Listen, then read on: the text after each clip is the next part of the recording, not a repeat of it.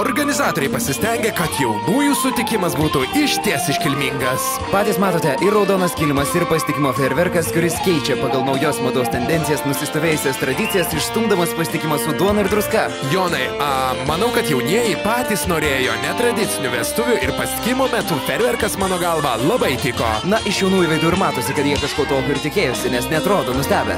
Taip, aš manau, tiek jaunieji, tiek ir vakaro svečiai fejerverkų liko patenkinti. Na, o netrukus turėtų prasidėti dovanų įteikimas, bet prieš tai pagal tradicijas reikia pakelti putojančio vyno taurę. Pirmoji prie atidaryto butelio suskubo stikliuko mėgėja jaunio močiutė.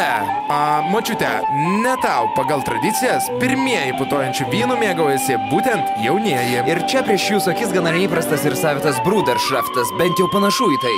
Drįstu pastebėti, kad jaunoji neįtin liko sužavėta gėrimo skoniu. Matosi tai ir iš jos veido išraiškos, bet tradicija yra tradicija ir šūkės turi laiminę. Šiuo atveju ne tik šūkių, bet ir pačio gėrimo ant kojų gavo ir vakaro svečiai, ir muzikantai. Pagaliau dovanų įteikimas ir pirmoji dovana - šventinis saliutas atkeliavusi iš tolimojo Tadžikistano nuo jaunojo vyriausiojo brolio. Jonai, aš turiu keistą nuojautą, kad dovana netrukus bus išpakuota, nors čia būtų labai keistas sprendimas.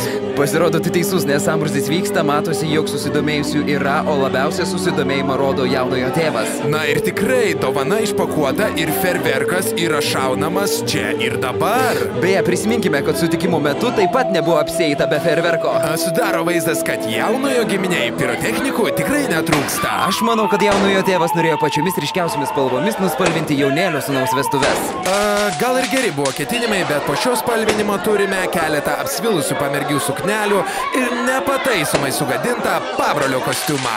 Šią nuotaikingą ceremoniją jums padėjo stebėti komentatoriai Arvydas Martinėnas ir Jonas Norkevičius.